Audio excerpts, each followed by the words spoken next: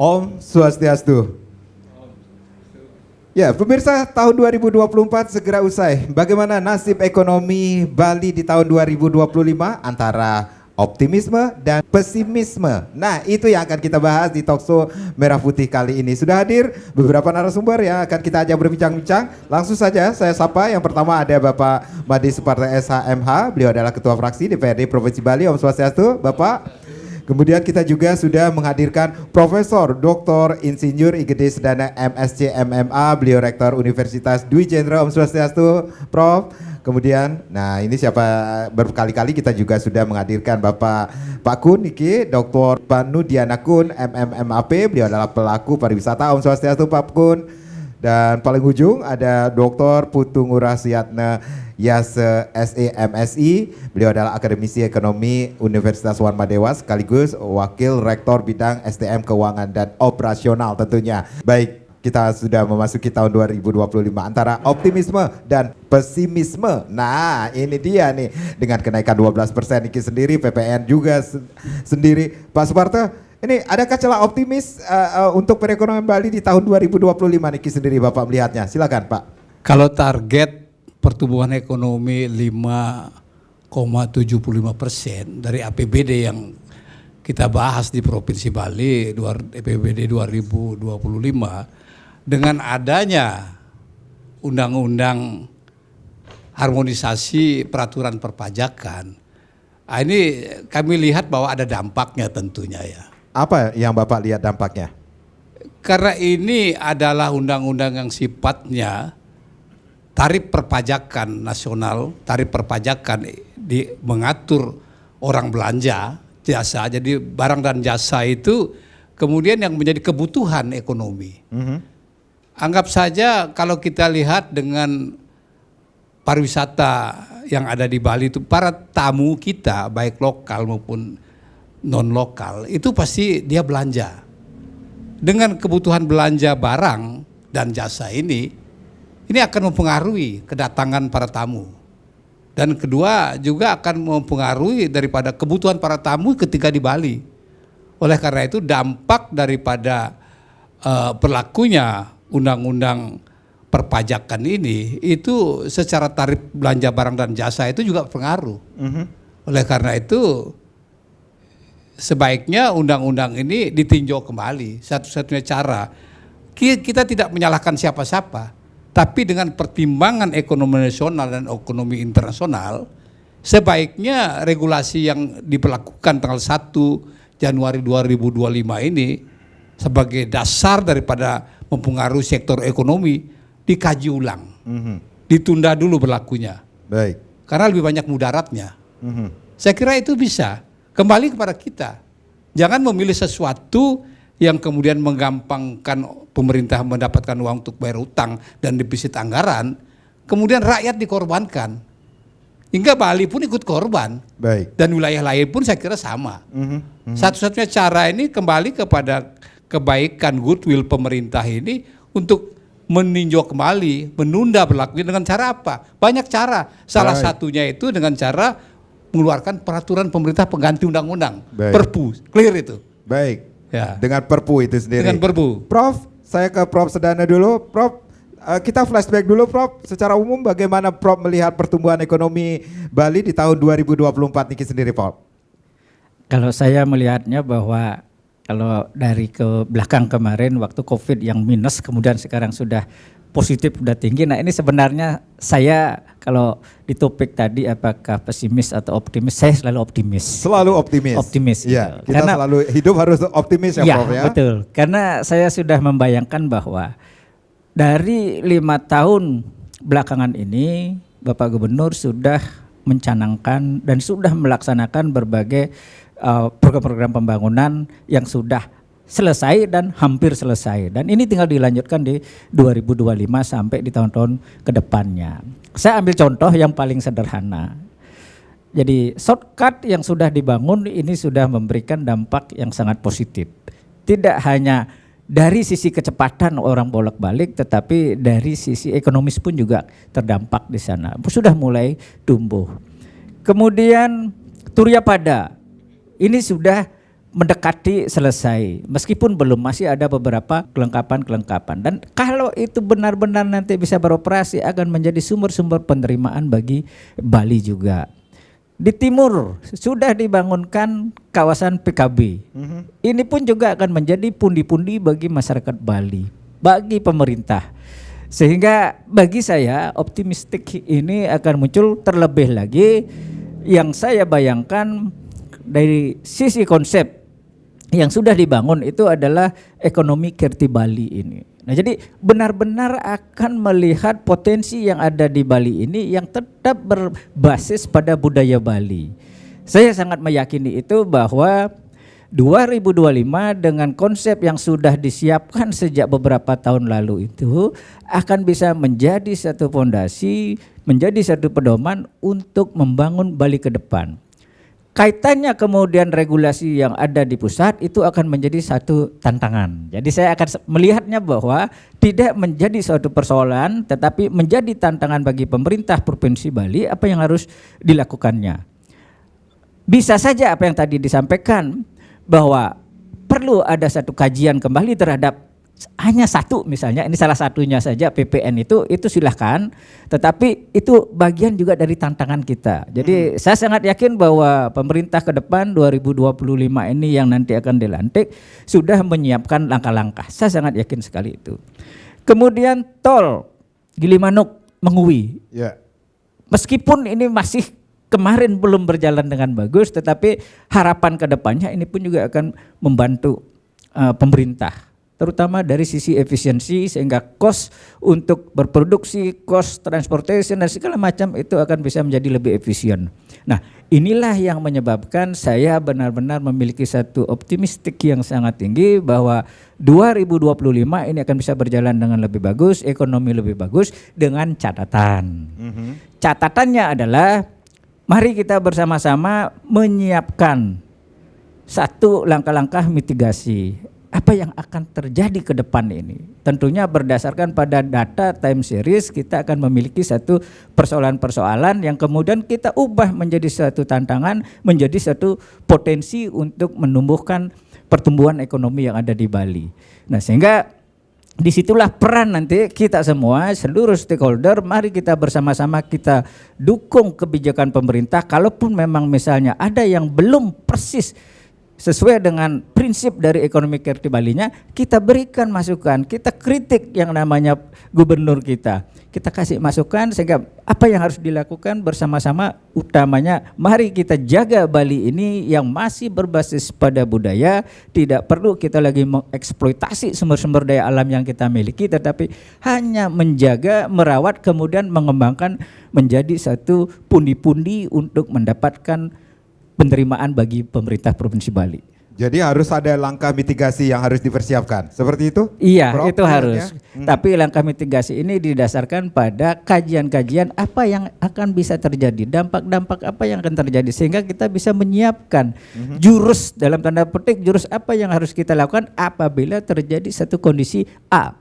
Jadi di sana sudah ada plan A, plan B, plan C yang memang itu sudah pasti akan disiapkan pada saat kita memang benar-benar ingin membangun Bali, utamanya untuk meningkatkan pertumbuhan ekonomi Bali, tetapi tetap menjaga kelestarian budaya Bali. Jadi penekanannya tetap dijaga budaya Balinya. Baik, dijaga budaya Balinya. Itu salah satu tantangan yang harus dilakukan untuk ekonomi Bali di tahun 2025 sendiri. Kita rehat sejenak, nanti kita akan lanjutkan kembali. Pemirsa, jangan kemana-mana. Bagaimana prediksi pariwisata ekonomi dan ekonomi pariwisata Bali di tahun 2025? Kami akan kembali saat lagi. Ya, terima kasih Anda yang baru saja bergabung bersama kami di Talkshow Merah Putih, prediksi pariwisata dan ekonomi Bali di tahun 2025. Masih kita bahas tentunya. Saya ke Pak Putu Ngurah dulu. Pak Putu Ngurah, rasa optimisme itu harus kita tetap jaga tentunya. Seperti kata Prof Niki sendiri. Nah, akankah pertumbuhan ekonomi Bali ini tetap terjaga di tahun 2025 ini? Anda melihatnya? Iya, kalau sebelumnya kan ditetapkan 5,7%. Ya. Itu kan belum mengasumsikan akan adanya tambahan kenaikan PPN ini dari 11 menjadi 12%. Nah, otomatis kalau dengan tambahan beban PPN ini yakin pasti akan terkoreksi dia. Nah, ini yang harus dipikirkan ke ke depan. Pasti terkoreksi, tidak mungkin bisa sampai 5,7%. Nah, ini permasalahannya di sana. Nah, yang kedua, ke depan itu yang perlu memang dilakukan bagaimana mendorong upaya-upaya pertumbuhan ekonomi semakin tinggi. Jadi kalau sekarang kan kita baru di atas 5% ya, 5,5, 5,3. Dan saya kira terakhir itu pertumbuhan ekonomi Bali sudah mulai di atas nasional. Artinya petanda baik bahwa pemerintah bekerja sangat bagus untuk membantu mendorong pertumbuhan ekonomi daerah gitu. Tetapi kalau kita kaitkan dengan upaya untuk lebih meningkatkan kinerja ekonomi Bali, maka itu 5,5% itu tidak cukup gitu. Jadi paling tidak kalau kita bisa mencapai 7% itu baru ekonominya akan menggeliat lebih cepat. Multipliernya akan lebih kuat ya. Dorongan pertumbuhan ekonominya lebih bagus. Nah, tetapi kita lihat kesenjangan ekonomi Bali ini kan cukup berat. Ya. Ya, kesenjangan antara apa? Antara Bali Selatan dengan Bali Utara, Timur, Barat ini kan dari dulu menjadi diskursus ya. Jadi, polemik. Jadi Iya. bisa dikatakan ketimpangan ekonomi di Bali juga menjadi tantangan. Menjadi nantinya. tantangan, masalah berat. Sebetulnya dari dulu belum ada yang bisa menyelesaikan. Ya. Ya, nah ini sekarang kan baru mulai upaya-upaya pembangunan bandara Bali Utara, ya nih, pengembangan ekonomi kreatif meskipun masih sporadis. Nah inilah yang harus didorong. Kalau kita lihat misalnya berapa, di atas 98% ekonomi Bali itu kan UMKM, usaha mikro, menengah dan kecil. Nah ini sangat besar. Nah kalau ini kita mampu dorong dia berproduksi barang-barang premium, ya, barang-barang yang produknya bagus seperti yang kita lihat di daerah-daerah lain seperti di Jawa udah mulai itu. Nah ini dibuatkan sentra-sentra marketingnya, sentra produksinya. Nah ini kalau kita serius inilah harus digarap. Yang besar ini sedikit aja bergerak dia pertumbuhan daya dorongnya sangat kuat gitu. Nah tapi sementara kan ini kita masih belum menyeluruh ya. Sekarang mungkin sudah ada integrasi antara UMKM dengan input di sektor pertanian. Itu sudah mulai. Baik. Tetapi belum begitu signifikan. Jadi bisa dikatakan walaupun ada tantangan tetapi ada juga peluang yang harus kita lihat. Nah, ini harus didorong ini. Ya, sehingga apa? Karena kita tahu bahwa kearifan lokal Bali itu kan terkait erat dengan pertanian. Baik. Jadi kalau pertaniannya saja kita hanya dibicarakan saja gitu, pemberdayaannya tidak pernah disentuh atau hanya sepotong-sepotong gitu aja, ya ini sangat sulit kita. Dan yang berikutnya juga bahwa kita harus berpikir mulai dari hulu ke hilir. Nah, kebiasaan kita hanya parsial, ini dibangun ininya, yang lainnya tidak. Baik. Nah, pemasarannya tidak ada, dikuatkan produksinya sehingga yang rugi selalu pihak yang lemah itu termasuk pertanian, petani gitu. Nah, jadi bagaimana sekarang dari hulu hilir ini kita harus beresin gitu. Baik. Untuk meningkatkan produktivitas di Provinsi Bali itu. Karena hasil riset kami itu produktivitas usaha kecil itu rendah gitu. Produktif pertanian paling rendah. Jadi yang tinggi itu di sektor jasa. Dan yang kedua di sektor sekunder. Ya. Nah, ini kita kan tidak bisa terus-terusan seperti ini. Kalau bisa kita mandiri sebagaimana apa yang diupayakan dikatakan oleh presiden yang baru, ya kita mandiri baik dari pangan, dari segala kebutuhan pendorongnya. Masa busung aja kita impor terus, wood kita impor terus dari luar daerah gitu. Nah, ini model-model seperti ini.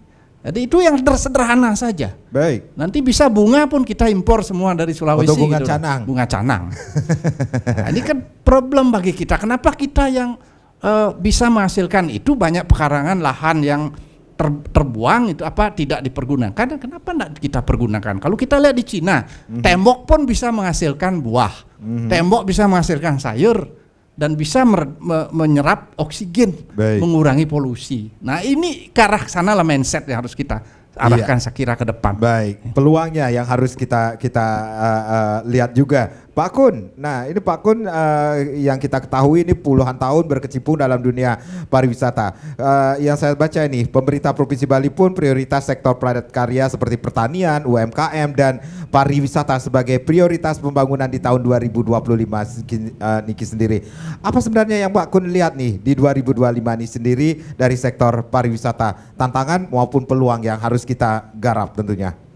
Jadi kalau tantangannya kan sampah di mana-mana. Sampah lagi. Belum terure. Masih. Kemacetan belum terure. Ini tugas gubernur wakil gubernur, bupati, wali kota se-Bali yang akan datang. Peluangnya karena Bali itu jasa lebih luas. Manufacturing yang besar-besar udah pada bangkrut tahun 2000-an ya. Pabrik garment, pabrik handicraft tuh sedikit sekarang. Ekspor kita nih yang banyak hasil ikan, laut. Ya, yang banyak, entah itu benih ikan, entah itu apa, itu yang lagi banyak. Hasil alam, dari perkebunan, dari pertanian ada ekspor kita.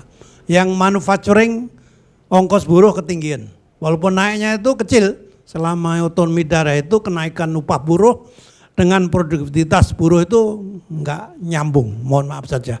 Kebetulan saya pengusaha. Dulu saya punya 1000 tukang jahit, sekarang tinggal 70. Asrama-asrama saya dulu untuk karyawan sekarang tak kontrakin jadi kos-kosan. Ini contoh aja. Parkir motor, parkir mobil, sekarang tak sewakan. Ada yang nyewa itu mobil tuh. Ya per bulan sekian, ini contoh. Nah, jadi memang untung Bali ini karena tadi hotel bisnis. Memang ini sensitif. Kalau Gunung Agung meletus, problem. Corona, problem. Ya, ini jadi masalah. Ada apalagi isu apa, rabies macam gitu kan, ini problem. Makanya kita jaga. Tapi bagaimanapun, saya optimis pertumbuhan 5,7%, syukur-syukur lebih.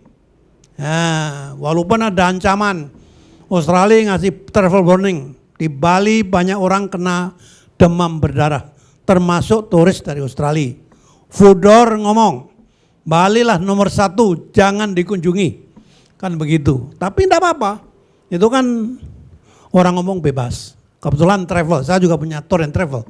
Kalau saya optimis kedatangan wisatawan baik domestik maupun internasional akan naik. Dan itu otomatis pertanian akan maju, bisnis-bisnis pasar oleh-oleh akan maju, industri kecil akan maju, ekspor yang kecil-kecil akan maju. Karena turis yang datang ke Bali itu jalan-jalan ke pasar-pasar itu, beli oleh-oleh, beli kadang-kadang diekspor, bla bla bla bla bla. Jadi tetap optimis. Memang bagaimana ini meningkatkan yang miskin.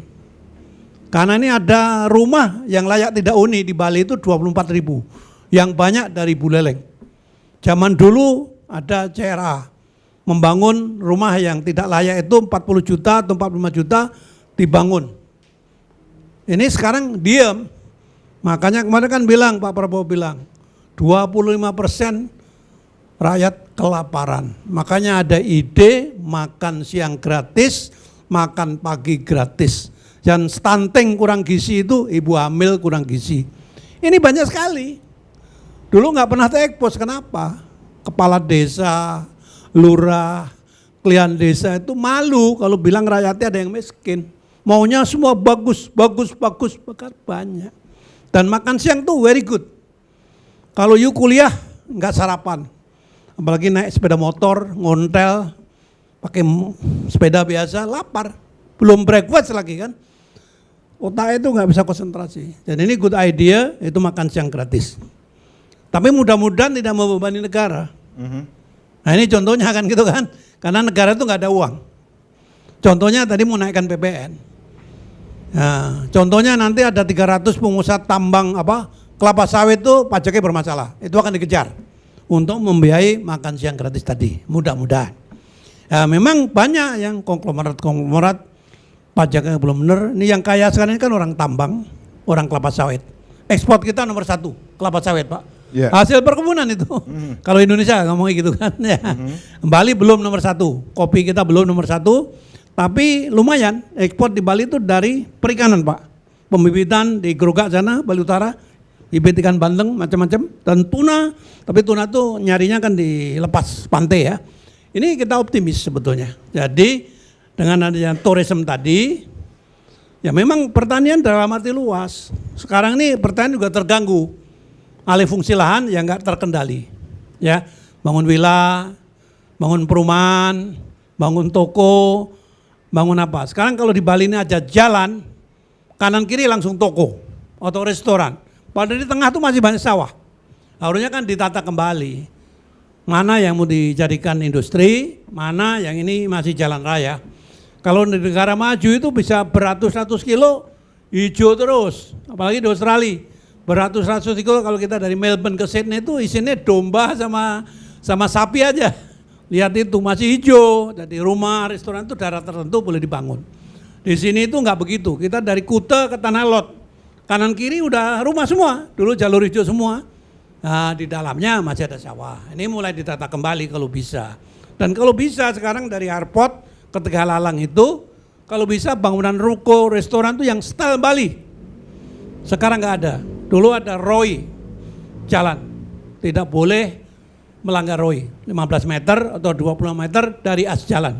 ROI pantai, dulu katanya harus 100 meter dari ombak terakhir. Sekarang nggak berlaku itu. Klip-klip dibangun, ya, ruko-ruko nggak punya parkir, di mana-mana macet. Makanya Bali kalau yang akan datang berani nggak revolusi mental. Industri, restoran, hotel, rumah sakit, mall harus punya parkir untuk karyawannya dan untuk tamunya. Sekarang itu jalan raya diparkir untuk karyawan mall, untuk tamu mall, ini contohnya di Kuta. Di Bitwalk itu orang kaya konglomerat, tapi parkir di pinggir jalan, kan begitu kan? Jadi jalan sempit udah macet. Nah, harusnya tegas, yang mau dilarang parkir, polisi datanglah, kalau perlu digembosi bannya atau digeret aja nanti kena denda. Di mana-mana mulai macet itu, termasuk di Ubud juga mulai macet. Sekarang kalau di Kuta itu mau ke Tanah Lot udah macet, mau Canggu macet, mau ke itu Uluwatu macet. Kenapa? Imam Bonjol macet, Sanur juga macet, Ubud macet. Nah ini harus diure supaya tidak macet. Mudah-mudahan ini New Year ini tidak ada kemacetan total. Maka mulai sekarang antipasi, polisi lalu lintas dari Polda itu harus turun ke lapangan. Tahun lalu waktu macet total itu nggak ada polisi di jalan, ya. Jadi sampai Torres bawa kopernya jalan kaki. Nah mudah-mudahan ini nggak terjadi. Ini kalau mematahkan itu nanti ekonomi Bali naik. Multiple efeknya itu akan ke pertanian, ke pedagang kecil, ke mana-mana. Jadi industri rumah tangga pun akan hidup. Kira-kira begitu. Baik. Terima kasih. Ya, saya ke Pak Suparto. Pak Suparto, tentunya rasa optimis itu harus ada, selalu ada. Apalagi kita memasuki tahun 2025 ini sendiri, seperti yang di awal saya sempat mengatakan, pemerintah Bali pun sudah memprioritaskan sektor padat karya seperti pertanian, UMKM dan pariwisata sebagai prioritas pembangunan di tahun 2025 ini sendiri. Bahkan fungsional Bapeda Bali ini ada 7 prioritas yang transformasikan dalam ekonomi Kerti Bali yang hijau seperti yang disampaikan tadi. Nah, ini tentunya ada strategi dari pemerintah Provinsi Bali ini sendiri yang dilakukan untuk membangkitkan ekonomi Bali ini sendiri, Pak. Baik, pertama itu rasa atau semangat optimisme itu pasti ada. Pasti ada. Bahkan jauh-jauh hari Bapak Wayan Koster, ya syukur ini beliau terpilih kembali. Ya. Karena beliau itu sudah menyiapkan semua aspek regulasi dan kemudian program-program ke depan untuk kepentingan Bali dan masyarakat Bali. Ya. Dari segi regulasi itu sekarang kita bisa lihat ada Undang-Undang 15 2003. Undang-Undang 15 2003 ini di breakdown dalam APBD. Yaitu sekarang misalnya ada APBD pungutan wisatawan asing. Pungutan wisatawan asing itu sudah cukup signifikan. Kalau dari segi pendapatan itu hampir 1 triliun. Kalau berjalan nanti sesuai dengan target dan ukuran.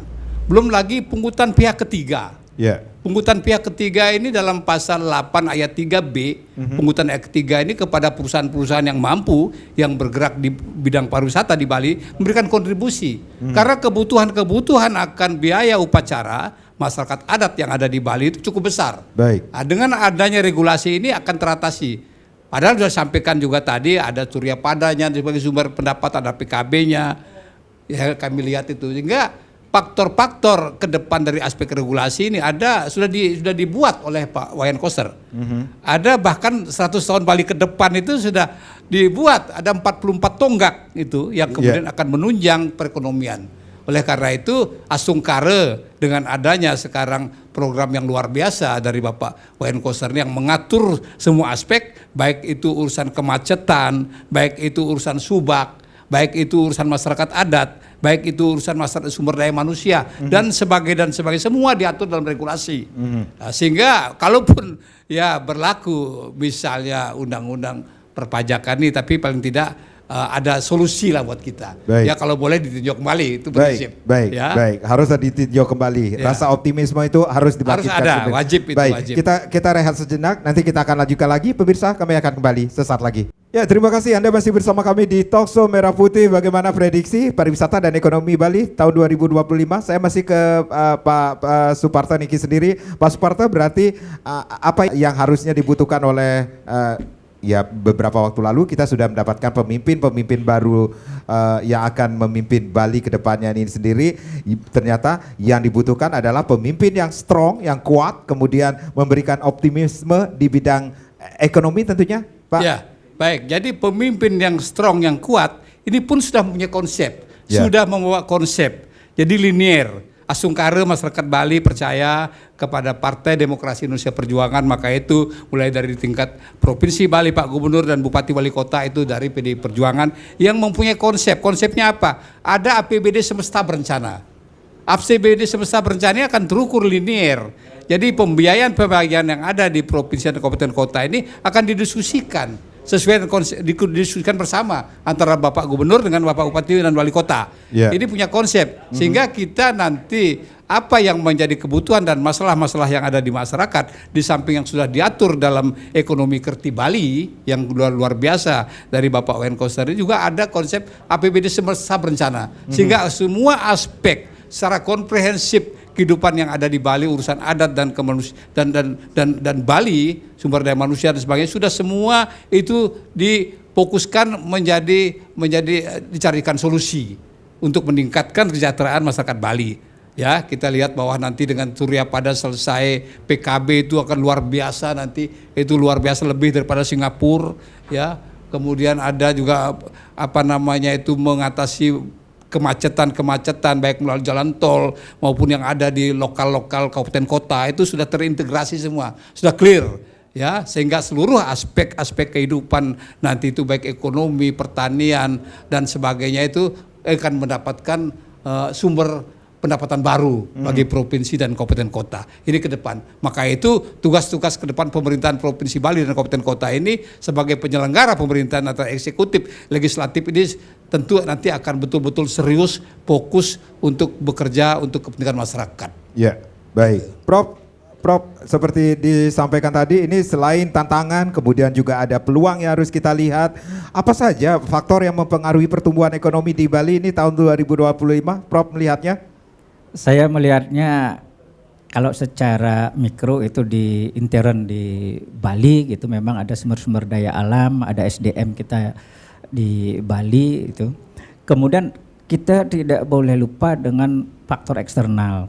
Jadi di luar Bali yang masih di level nasional, kemudian di tingkat global. Karena Bali sudah menjadi satu titik yang sangat terkoneksi kemana-mana gitu. Nah oleh karena itu saya melihatnya bahwa dalam membangun Bali, kalau saya melihat tadi disampaikan bahwa Bapak Gubernur terpilih ini sudah memiliki satu konsep yang sederhana yaitu semesta berencana.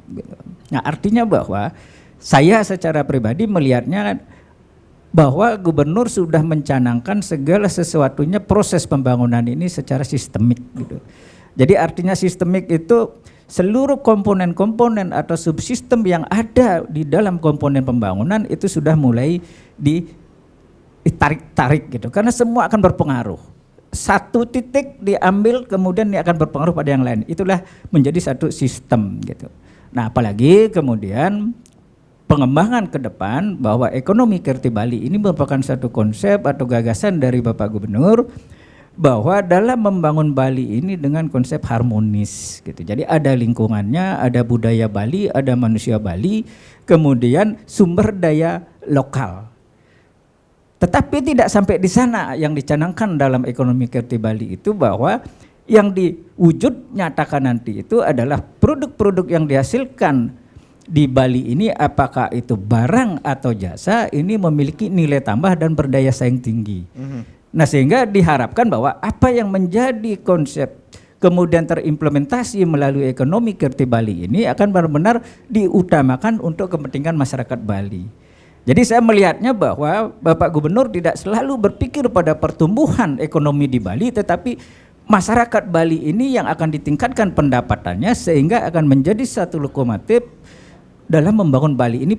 Itu pun yang akan mewujudkan pertumbuhan ekonomi di Bali menjadi lebih tinggi. Jadi tidak semata-mata di pertumbuhannya tetapi ada di masyarakatnya. Sehingga tadi disampaikan bahwa ada gap, ada ketimpangan pendapatan yang begitu tinggi di Bali, misalnya Utara Selatan, ini secara perlahan gap itu akan semakin diperkecil, dipersempit. Melalui apa? Melalui ekonomi kreatif Bali.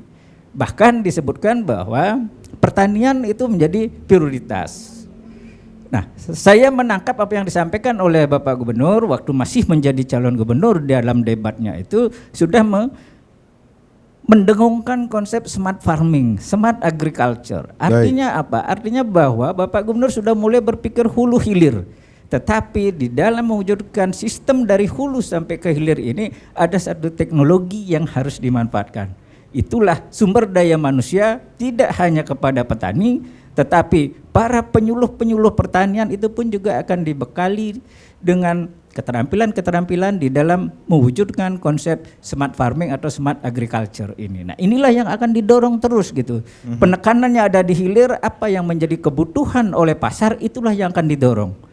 Sehingga saya sangat berharap bahwa ke depan Gubernur terpilih nanti dengan jajarannya itu sudah mulai menyiapkan sentra-sentra produksi, atau dengan kata lain ada mapping produksi di setiap wilayah-wilayah yang di Bali ini apa saja yang memang cocok di sana secara agroklimatnya, kemudian bisa dikembangkan dengan teknologi sehingga produk-produk itu akan menjadi bagian dari hotel, restoran yang ada di Bali. Karena pemerintah Provinsi Bali sudah membuat aturannya, regulasinya ada. Sekarang tinggal bagaimana itu bisa terimplementasi secara bagus di antara produsen, yaitu petani, peternak, nelayan dan lain sebagainya, kemudian menuju pasarnya baru di tingkat lokal di Bali, belum nanti di tingkat nasional termasuk tadi ekspor. Karena komoditas ekspor yang ada di Bali ini sudah memiliki nama yang cukup bagus, kualitasnya bagus, terutama kopi ada, kakao ada, dan produk-produk yang lainnya gitu. Jadi saya sangat optimis dengan berbagai konsep yang sudah dicanangkan melalui ekonomi kreatif Bali. Ya, keoptimisan Prof ini sendiri apakah bisa untuk ketahanan pangan, kalau kita berbicara untuk ketahanan pangan ini apakah masih bisa memadai mengingat banyaknya, kalau kita lihat ini banyaknya alih fungsi lahan pertanian, Prof? Iya, saya sempat dengan Bapak Gubernur gitu. Pada saat saya menyampaikan ketahanan pangan Pak harus diuji.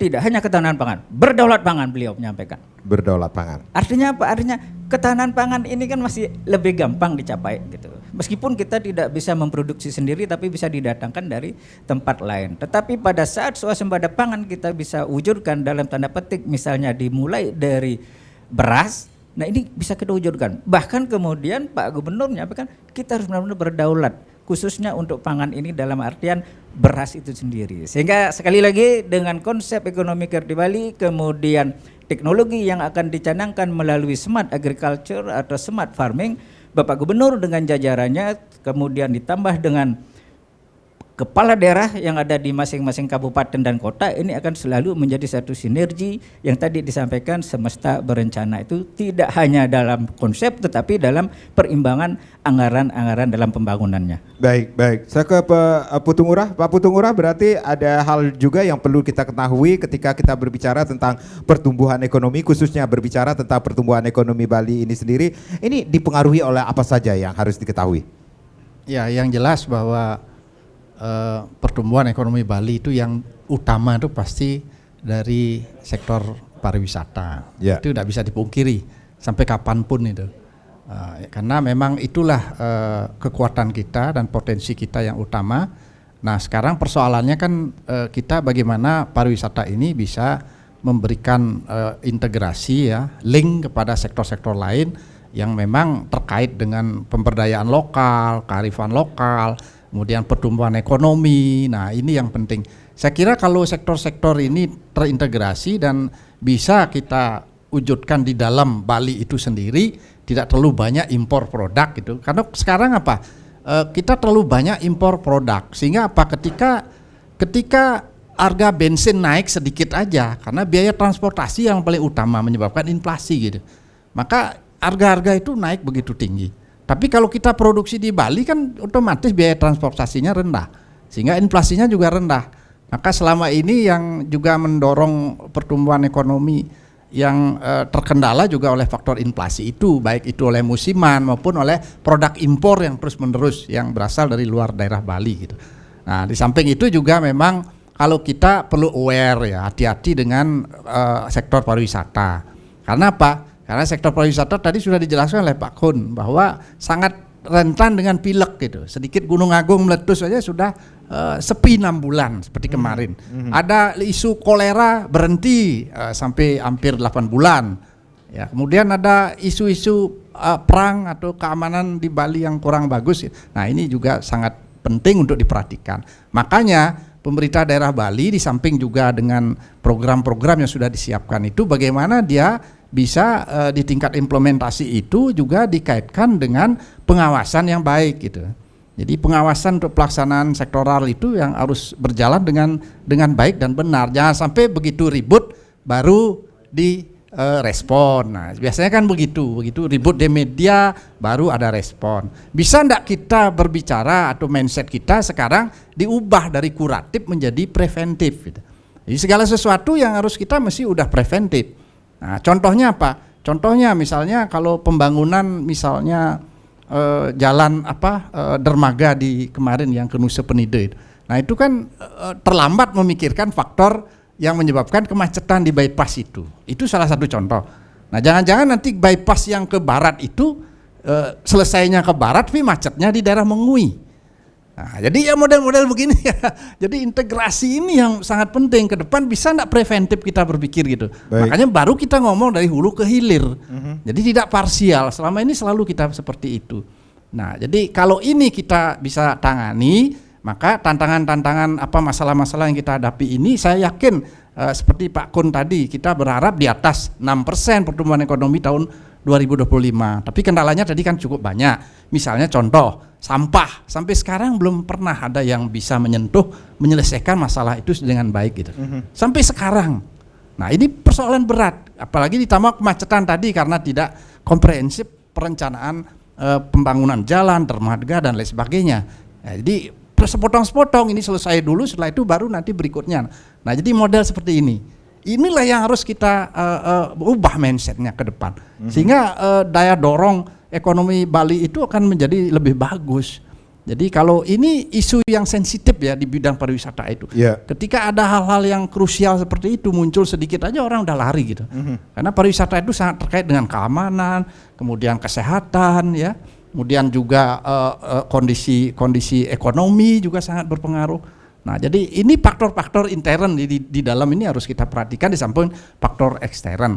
Nah, jadi saya kira itu yang penting perhatikan ke depan. Ya, kita rehat kembali, nanti kita akan lanjutkan lagi bagaimana prediksi pariwisata dan ekonomi Bali di tahun 2025. Tapi tentunya setelah yang berikut ini. Baik, terima kasih Anda yang baru bergabung bersama kami di Talkshow Merah Putih. Bagaimana prediksi pariwisata dan ekonomi Bali 2025 Niki sendiri. Saya masih ke Pak Putungurah dulu. Pak Putungurah, berarti situasi ekonomi 2025 ini sendiri tergantung dari kepemimpinan nasional dan juga kepemimpinan dari pemerintah Provinsi Bali. Betul. Seperti itu? Sangat tergantung. Tergantung seperti apa yang harus dilakukan. Apakah pemimpin daerah kita semakin kendur nanti atau bagaimana Bapak melihatnya? Ya, kami berharap sih jangan di jabatan kedua ini malah semakin kendor ya, karena tidak ada peluang lagi untuk berikut jadi jabatan ketiga gitu. Harusnya kenceng. Nah, harusnya tetap kenceng. Satu, untuk ngurus Bali apa? Harus ada konsep meyatnya itu yang nomor satu. Ya. Meyatnya itu nomor satu. Kita kan lahir di Bali itu dengan kearifan lokal yang meyatnya gitu, ngayah. Dan ini dari kecil, dari baru lahir pun kita kenal konsep ini mengayah gitu. Nah, kalau ini bisa kita terapkan, tidak ada pejabat yang boleh tidur gitu. Jadi apapun yang kita lakukan, ada rezeki oke, tidak ada juga kita mengayah ini, konsep ini yang penting. Nah, selama ini bisa jalan, saya yakin pejabat-pejabat yang di Bali baik legislatif maupun eksekutif ya tidak bisa tidur gitu ya. Harus ngayah karena di sana ada unsur apa istilahnya berkah yang muncul bagi setiap orang yang melakukan ngayah. Jadi, nah ini penting kalau kita tidak seperti itu pola pikirnya, mindset kita, semua larinya ke materi dan kemudian urusan-urusan sesaat, jangka pendek. Nah, saya kira yang itu akan terjadi gitu. Jadi tidak punya kepentingan lagi habis ini, yang penting menyelesaikan pekerjaan ini gitu. Sehingga yang paling enak ya tidur gitu. Nah, ini kan masalah bagi kita masyarakat. Kembali yang kena adalah masyarakat secara keseluruhan gitu. Nah, ini jadi bagaimana sekarang para pimpinan di Bali itu memberikan contoh dulu gitu loh. Ya. Jadi tidak hanya teori-teori saja, tapi contohnya seperti apa. Jadi kalau menjadi contoh, bukan memberi contoh. Jadi kalau memberi contoh kan gampang, nyontek aja ini contohnya seperti ini gampang. Tapi menjadi contoh ya. Jadi menjadi contoh apa yang diucapkan itu mari kita lakukan secara disiplin, secara benar. Ya, karena itu ada karma pale di dalamnya kan kita yakini seperti itu. Nah, itu harus kita lakukan, baik pengusaha juga mulai fungsi sosialnya dihidupkan dengan konsep ngayah itu gitu. Penegakan hukum menjadi contoh seperti Betul. itu. Prof, saya ke Prof dulu. Prof, berarti ada tantangan yang dihadapi secara global untuk pertumbuhan ekonomi di Bali ini sendiri. Contohnya dengan bagaimana dengan penegakan hukum, kemudian korupsi, kemudian juga kepastian soal yang lainnya yang bertentangan dengan hukum. Seperti itu, Prof? Iya, memang benar kalau penegakan hukum itu diawali dari diri kita sendiri gitu. Jadi sepanjang kita sudah meyakini bahwa ada norma-norma yang mengatur dalam diri kita itu tidak boleh, maka kita mulai dari sana. Karena kemudian norma-norma ini dijadikan menjadi sesuatu hal yang positif dalam bentuk misalnya peraturan perundang-undangan, katakanlah di provinsi ada peraturan daerah, kemudian ada juga yang tadi disampaikan misalnya tanda petik ya korupsi dan lain sebagainya. Ya memang ini harus kita minimalkan. Kalau bisa kita nolkan korupsi ini gitu. Karena persoalan korupsi ini akan sangat mengganggu proses pembangunan. Khususnya lagi di dalam upaya untuk meningkatkan kesejahteraan masyarakat. Jadi itu konsep yang paling sederhana tadi disampaikan bahwa memang kalau kita sudah meyakini karma pale itu, saya sangat juga meyakini bahwa korupsi semakin hari akan semakin diminimalkan kemudian bisa menjadi nol. Tetapi jangan lupa bahwa kalau tadi disampaikan faktor global itu yang bisa menjadi pengaruh itu adalah misalnya krisis pangan yang ada di tingkat dunia, kemudian krisis politik di tingkat dunia termasuk krisis air.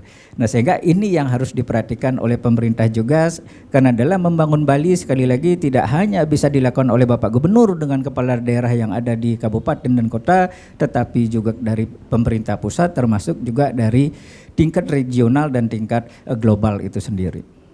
Pak Kun, berarti pariwisata masih menjadi primadona di tahun 2025 ini sendiri, Pak Kun, mengingat banyaknya permasalahan pariwisata yang harus dibenahi, khususnya di Bali? Masih primadona. Karena Bali itu ikon pariwisatanya dunia dan juga Indonesia. Nomor 1. Karena yang lain itu belum siap untuk pariwisata. Mohon maaf saja ya, pejabat-pejabat yang ngurus pariwisata itu nggak ngerti pariwisata. Mohon maaf. Makanya kita nggak maju-maju. Kalah dengan Malaysia, kalah dengan Singapura, kalah dengan Thailand. Kenapa? Nah, ini mohon maaf, 2 menteri pun yang baru nggak ngerti pariwisata. Memang orang Bali betul, tapi nggak ngerti pariwisata. Kenapa nggak nunjuk Pak Cok Aceh atau siapa yang ahli-ahli pariwisata kan gitu? Kalau saya ngomong begitu kan. Jadi memang ini penting, pariwisata tuh tidak hanya khusus depan pariwisata yang ngurus, ada perhubungan, ada bea cukai, ada imigrasi, ada macam-macam lah. Jadi ini kompleks. Jadi tidak semudah itu. Bagaimana menuju Bali? Oh gampang, pesawat murah-murah, misalnya gitu-gitu kan. Nah, terus bagaimana di Bali? Aman, tidak ada copet, tidak ada maling, macam-macam, tidak ada yang ngerencokin. Nah, ini perlu dibenahi. Tapi saya tetap optimis, ini nomor 1. Yang lainnya ngikutilah. Pertanian akan maju juga, perkebunan, peternakan, ya semua akan maju. Nanti yang pedagang ikan laris, pedagang ayam laris, pedagang daging laris.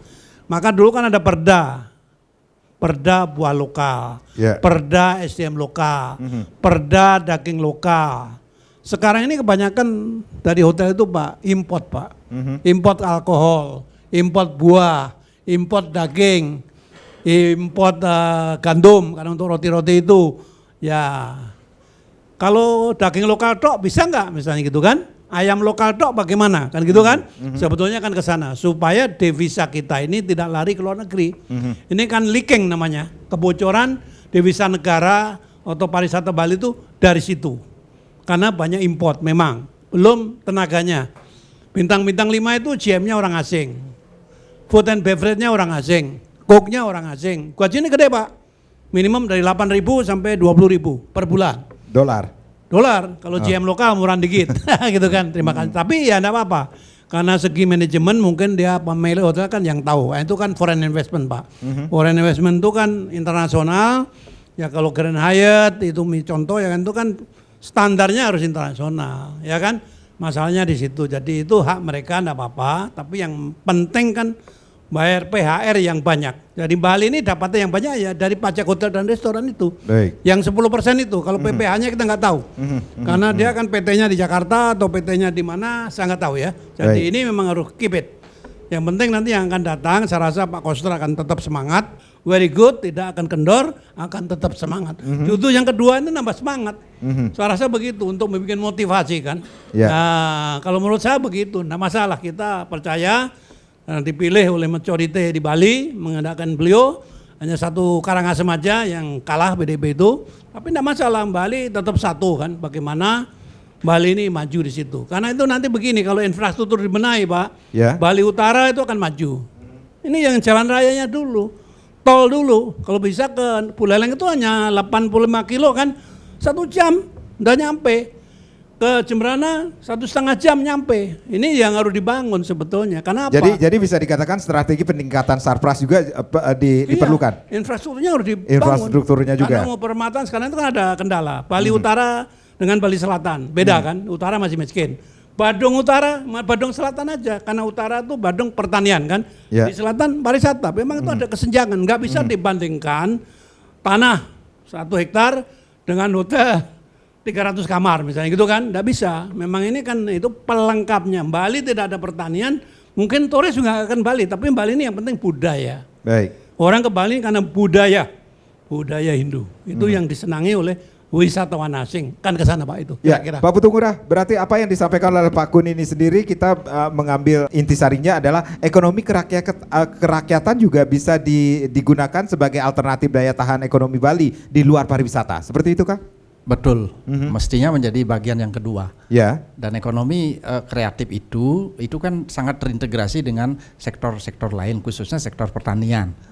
Nah, ini yang selama ini belum tersentuh dengan signifikan itu. Nah, bagaimana memberdayakan ini ke depan sehingga seperti yang saya sampaikan bahwa produk-produknya itu bisa bersifat premium ya. Jadi produk premium jangan seperti sekarang yang kualitas aja jelek, di mana bisa kita mau jual ke tempat lain apalagi diekspor gitu. Nah, dalam hal inilah kebijakan dan kearifan kita di Bali untuk saling membantu gitu. Jadi pengusaha besar kalau bisa menjadi motivator dia ya, membimbing yang eksportir itu bisa membina seperti di Jepang lah gitu.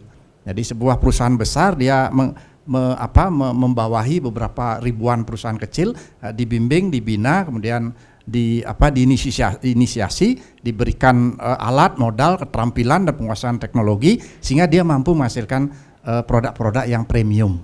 Dan akhirnya ini dia membantu untuk melakukan ekspor. Jadi kita tidak hanya parsial membantu permodalan saja, sementara yang lain dia tidak ngerti, teknologi tidak ngerti, apalagi pasar luar negeri juga tidak ngerti. Nah itu yang saya maksud bahwa ke depan itu memang harus disiapkan SDM-SDM yang mampu merancang seperti itu dan mampu melakukan seperti itu. Baik. Ya, baik di tingkat provinsi maupun di tingkat daerah. Jadi tantangannya besar. Ya, jadi seperti tadi dikatakan kalau ngurus pariwisata ya orang yang tidak ngerti pariwisata karena kepentingan politik sesaat ini kan repot. Gitu. Jadi yang the right man on the right job itu yang ke depan harus dikemukakan nomor 1. Segala sesuatunya kita harus mulai objektif lah gitu. Jadi tidak terlalu banyak kepentingan kroni tertentu yang nanti justru akan menyebabkan apa yang menjadi tujuan kita tidak akan pernah tercapai. Kita harapkan the right man on the right Benar, job, bukan the right man on the right the wrong job. Seperti benar, itu. seperti itu. Itu teorinya sudah ada. Baik. Dan hasil riset juga memang katanya seperti itu. Orang yang tepat ngurus tepat, ngomong tepat, hasilnya tepat. Baik. Tapi kalau orang yang tidak tepat ngurus yang barang yang tepat juga hasilnya tidak karu-karuan gitu. Baik, Pak Suparto, bagaimana dengan memanfaatkan politik anggaran yang ekonomis, efektif dan efisien untuk membangun ekonomi Bali di ke depan ini sendiri? Baik, terima kasih. Berpegang kepada menjaga mengawal prinsip warisan adiluhur, adiluhung berupa adat, agama, tradisi, budaya. Maka itu kita lihat ada APBD semesta berencana. Itu dari Bapak Gubernur, Wakil Gubernur, Bupati, Wakil Bupati, Wali Kota, Wakil Wali Kota. Ini betul-betul bekerja serius. Kita harus optimis dan yakin kepada pemimpin kita Bali ke depan untuk betul-betul menjaga manusia Bali, alam Bali, dan seluruhnya yang terkait segala yang menjadi permasalahan di Bali. Saya paham betul. Bapak Gubernur itu bahkan jarang tidur. Iya, jadi beliau betul-betul lahir sudah dia wakafkan, sudah dia pejatikan dirinya itu. Saya lihat untuk alam semesta, untuk kepada alam kepada yang maha kuasa. Baik. Jadi kepada seluruh alam Bali dan masyarakat Bali dengan konsep-konsepnya yang kita udah bisa lihat. Pada waktu periode pertama konsepnya luar biasa. Pada waktu periode sekarang bukan periode terakhir yang beliau akan memampatkan untuk kepentingan yang tidak bagus. Baik. Tapi kepentingan untuk mewakafkan dirinya itu, mengabdikan dirinya kepada alam Bali dan manusia Bali, ya kepada yang maha kuasa, betul-betul akan wujudkan. Saya optimis dan yakin. Baik. Banyak sekali konsep-konsep yang dilahirkan beliau, apalagi ke depan. Tadi kita udah bisa mendengar profesor, Bapak dari tokoh-tokoh ekonomi sudah optimis juga. Ya saya tentu sebagai kader partai lebih yakin dan optimis lagi. Baik. Mudah-mudahan kita bisa mengatasi segala problem permasalahan di kepemimpinan pejabat provinsi Bali, bupati, wakil bupati, wali kota, wakil wali kota ini betul-betul kita harapkan bisa menjaga dan memberikan kontribusi untuk meningkatkan kesejahteraan masyarakat Bali. Itu Terima karena kasih. mungkin Bapak Gubernur terpilih, Bapak Koster ini itu yang dikatakan sangat strong sekali, kuat sekali, bahkan jarang tidur. Itu karena kopi campur araknya itu mungkin Pak. Ya itu salah satunya konsep itu kan. Kalau dulu arak itu dikejar-kejar oleh penegak hukum. Sekarang bayangkan arak itu memberikan kontribusi ekonomi. Iya. Bahkan ke depan apa yang menjadi kekhawatiran kita akan ada impor daripada alkohol dan sebagainya. Mudah-mudahan Ya. dengan konsep beliau ini kita yakin bahwa segala permasalahan ini akan clear dan akan bisa berjalan untuk kepentingan masyarakat. Saya kira bukan urusan-urusan ekonomi saja, seluruh aspek. Baik. Saya melihat itu. Baik. Ini luar biasa. Prof, terima kasih. apa yang harus dipersiapkan oleh masyarakat menghadapi tahun 2025 ini sendiri untuk pertumbuhan ekonomi ini sendiri, Prof? Sederhana, Sederhana. masyarakat perlu meningkatkan kapasitas. Jadi keterampilan tidak hanya semata-mata untuk dirinya sendiri, tetapi untuk memanfaatkan sumber daya alam yang dimiliki. Tentunya bahwa kapasitas yang dimiliki ini bisa menghasilkan ekonomi kreatif, kemudian menghasilkan produk-produk yang berdaya saing tinggi, kemudian memiliki nilai tambah dan berbasis pada budaya Bali. Karena budaya Bali ini pada saat dijadikan menjadi produk-produk yang kreatif, disitulah nilai tambah akan semakin meningkat. Karena saya juga meyakini dengan mengangkat nilai-nilai budaya dalam bentuk produk-produk baik itu barang dan jasa, maka yang namanya taksu Bali itu akan semakin kuat. Baik, kita songsong 2025 dengan rasa optimis demi perekonomian Bali yang lebih baik lagi. Terima kasih Bapak-bapak, saya Madis Kedanekarang, terima kasih. Kita berjumpa lagi di lain kesempatan. Om Santi Santi Santi Om.